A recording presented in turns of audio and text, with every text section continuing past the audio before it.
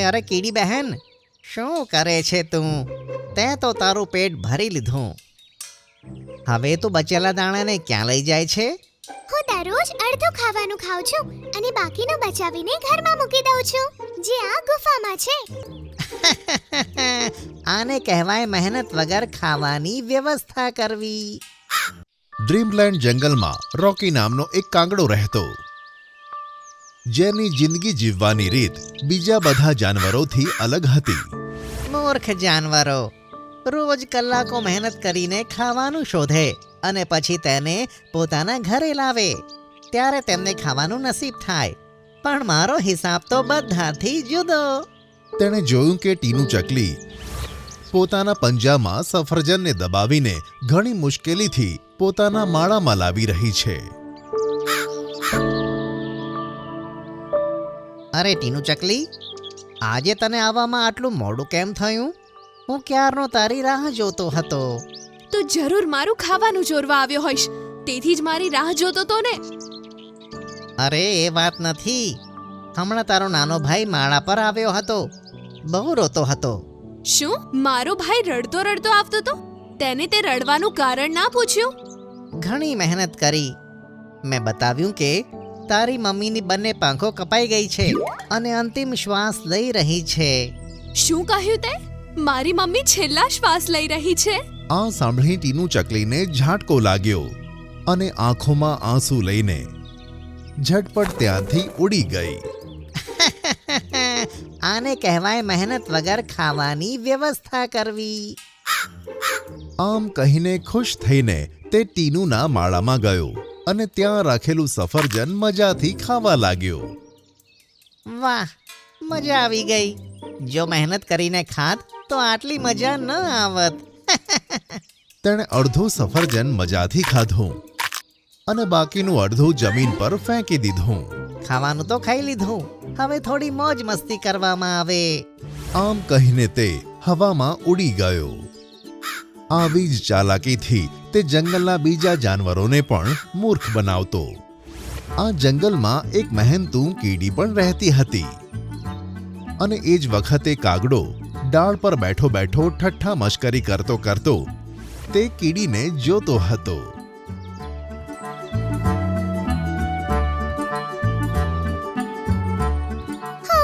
કેટલો ભારી ચડો છે. આને અહીં સુધી લાવતા લાવતા તો મારી હાલત જ ખરાબ થઈ ગઈ. કીડીએ તે ચણાને થોડો ખાધો. હવે તેનું વજન થોડું હલકું થયું હતું. ફરીથી તેણે તે ચણાને ઉપાડ્યો અને પોતાની ગુફા તરફ આગળ વધી. અરે કીડી બહેન, શું કરે છે તું? તે તો તારું પેટ ભરી લીધું. હવે તું બચેલા દાણાને ક્યાં લઈ જાય છે? હું દરરોજ અડધું ખાવાનું ખાઉં છું અને બાકીનું બચાવીને ઘરમાં મૂકી દઉં છું, જે આ ગુફામાં છે. શું મૂર્ખામી છે? અરે અડધું બચાવીને ફાયદો શું થવાનો? તેને ઉઠાવીને ઘર સુધી લાવવામાં તને હેરાની નથી થતી? થાય છે, પણ આપણા સારા ભવિષ્ય માટે આપણે થોડીક મુશ્કેલી તો ભોગવી પડશે ને. આગળ જતા ભવિષ્યમાં કોઈ એવી મુશ્કેલી આવી જાય કે હું ખાવાનું શોધવા પણ ના જઈ શકું, તો હું શું ખાઈશ? બેકાર વિચાર છે તારો. આપણી તો એક જ રીત, મજાથી ખાઓ, બાકીનું ફેંકી દો. અને કાગડો ત્યાંથી ઉડી ગયો. આમ ઘણા મહિના વીત્યા અને વરસાદની ઋતુ આવી. એવું જોરદાર તોફાન આવ્યું કે મોટા વૃક્ષો ઉખડી ગયા. ફક્ત જે ઝાડ મોટા અને મજબૂત હતા તે બચી ગયા. કાગડો પોતાના માળામાં આરામ ફરમાવતો હતો. આ શું મસ્ત હવા ચાલે છે.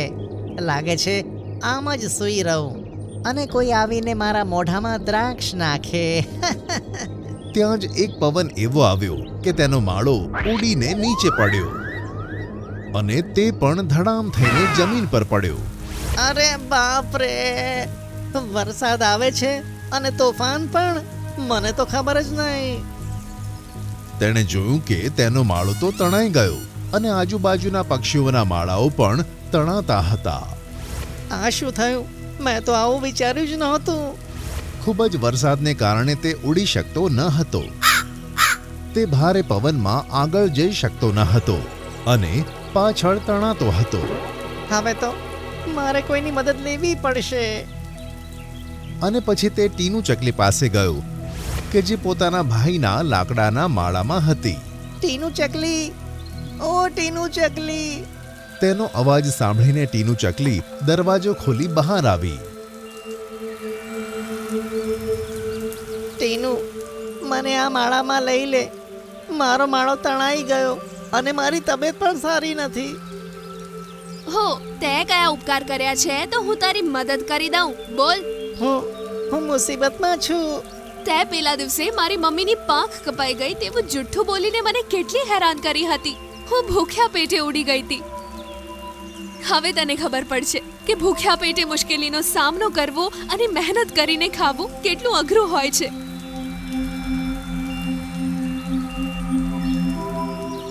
આમ કહીને તેણે જોરથી દરવાજો બંધ કર્યો. હવે કાગડાને પોતાની ભૂલ સમજાતી હતી.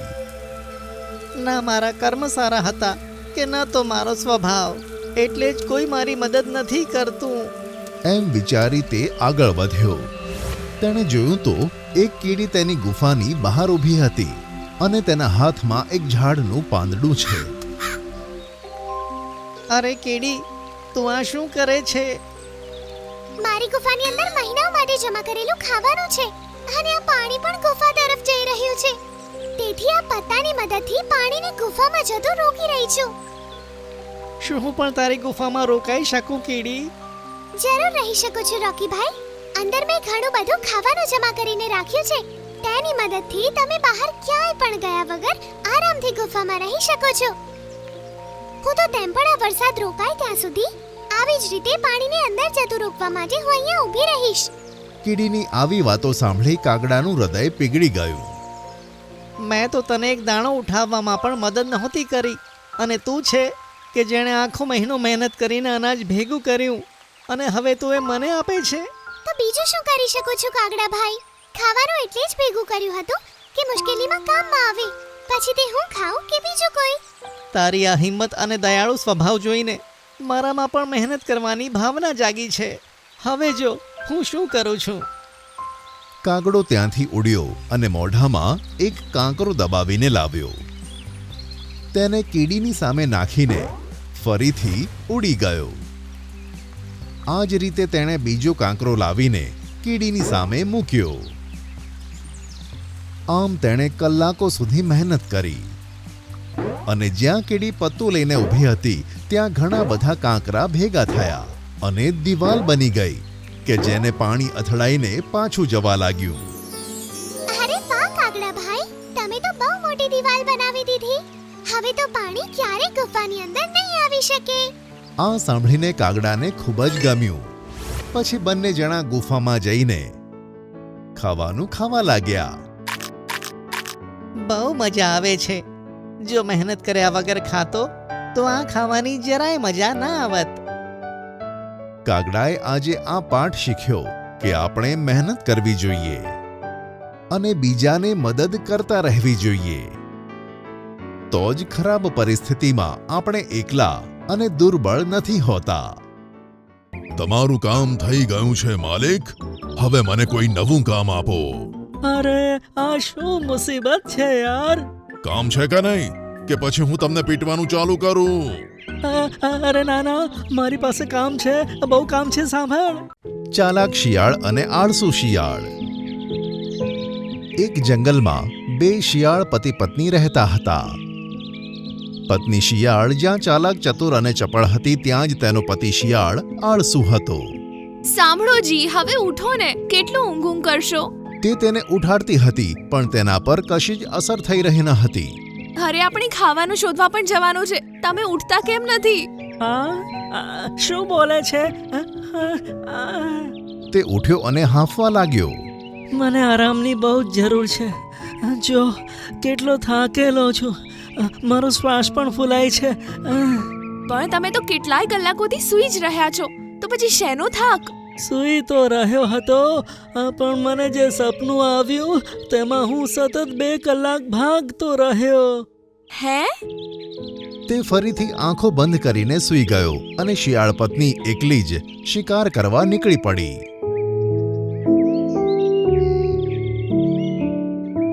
સાંજે જ્યારે તે પાછી આવી ત્યારે પણ તે સૂતો જ હતો. હવે ઉઠશો કે હજુ પણ સૂવાનો ઈરાદો છે? પતિ શિયાળને જેવી જ માંસની સુગંધ આવી ત્યાં તે તરત જ ઊભો થઈ ગયો. લાવ લાવ, ક્યાં છે ખાવાનું? જલ્દી આપ. અને પછી શિયાળ પત્નીએ તેને માંસનો મોટો ટુકડો આપી દીધો જે તે શિકાર કરીને લાવી હતી. પછી બંને જણા મજાથી ખાવા લાગ્યા. વાહ, કેટલું સ્વાદિષ્ટ માંસ છે, મજા આવી. ખાવાનું ખાધા પછી પત્ની શિયાળ બોલી, ચાલો હવે થોડું ફરી લો, સવારથી ઊંઘી જ રહ્યા છો. અરે તે જોયું નહીં કેટલું બધું માંસ ખાધું છે? એને ખાવામાં કેટલી મહેનત લાગી. હું તો થાકી ગયો. હવે મને આરામની સખત જરૂર છે. આમ કહીને તે ફરીથી સૂઈ ગયો. હાય રામ, કેવો પતિ મળ્યો છે મને. સૂતા સૂતા થાકી છે અને કઈ જ કામ નહીં. મારા તો નસીબ ફૂટી ગયા. બીજે દિવસે સવારે જ્યારે તેઓ સૂતા હતા ત્યારે તેમના ઘરે વાંદરા બાબા આવ્યા. ભિક્ષામ દેહી દેવી, ભિક્ષામ દેહી. તેનો અવાજ સાંભળીને બંને ઊંઘમાંથી જાગી ગયા. અરે તમે તો કોઈ સિદ્ધ બાબા લાગો છો. આવો બાબા આવો, તમારું સ્વાગત છે.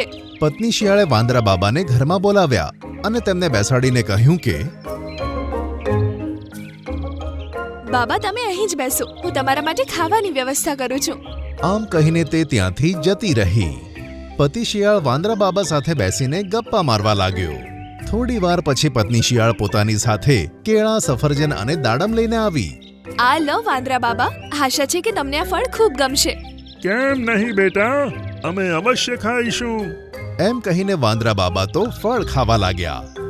પતિ શિયાળ તેની સામે લાલચ ભરી નજરે જોવા લાગ્યો. જ્યારે તેમણે ખાવાનું ખતમ કર્યું ત્યારે તે ઊભો થયો. ખૂબ જ સારું ખાવાનું હતું બેટા.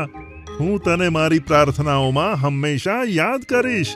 હવે હું જાઉં છું. અરે એમ કેવી રીતે બાબા? તમે તો સિદ્ધ બાબા લાગો છો. અમને કંઈ આપ્યા વગર જ જતા રહેશો? કંઈક વરદાન આપો ને અમને. સારું, બતાય કયું વરદાન જોઈએ તને? હું ઈચ્છું છું કે મારે જીવનભર કોઈ કામ જ ના કરવું પડે. હા, આરામથી ઘરે બેસીને ખાધા કરું, ક્યારેક કોઈ જ કમી ના પડે. સારું બચ્ચા, હું તને વરદાન આપું છું કે તારી આ ઈચ્છા જલ્દી પૂરી થશે. હવે હું જાઉં છું. આમ કહીને વાંદરા બાબા ત્યાંથી જતા રહ્યા. થોડી વાર પછી તેમની આગળ ધુમાડો થયો અને તેમાંથી એક ભયાનક રીંછ રાક્ષસ પ્રકટ થયો. બચાવ, યમરાજ લેવા આવી ગયા. હું યમરાજ નથી શિયાળ. હું તો વાંદરા બાબાએ આપેલું વરદાન પૂરું કરવા આવ્યો છું. આજથી તમારે કોઈ કામ નહીં કરવું પડે. તમારા બતાવેલા બધા કામ હું પૂરા કરીશ. અરે વાહ, હવે તો મજા જ આવી જશે. પણ એક શરત છે. એક કામ પત્યા પછી તમારે મને તરત બીજું કામ આપવું પડશે. જો તમારી પાસે મારા માટે કંઈ કામ નહીં હોય તો મારીને હું હાલત ખરાબ કરી નાખીશ. સાંભળો જી, હવે આગળ કંઈ પણ થઈ શકે છે. અરે તું ચિંતા ના કર, કંઈક ને કંઈક કામ હું તને બતાવતો રહીશ. આમ કહીને શિયાળે રીંછ રાક્ષસને કહ્યું કે જાઓ અને મારા માટે સિંહનું તાજું માંસ લઈને આવ. એકદમ તાજું માંસ. સાંભળતા જ તે રાક્ષસ ગાયબ થઈ ગયો અને થોડી જ વારમાં ઘણું બધું સિંહનું માંસ લઈને આવી ગયો. અરે વાહ, સુગંધથી જ ખબર પડે છે કે તાજું માંસ છે. એને ખાતા પહેલા મને બીજું કામ આપ, નહીં તો ખબર છે ને શું થશે. અરે બતાવું છું ભાઈ. એક કામ કર, આ જંગલમાં મારા 3 દુશ્મન છે, હાથી, હરણ અને વરુ. તું તેમને એટલા હેરાન કરી નાખ કે તેમને તેમની નાની યાદ આવી જાય. આ સાંભળીને રીંછ રાક્ષસ ગાયબ થઈ ગયો. બંને શિયાળ તાજું માંસ ખાવામાં લાગી પડ્યા.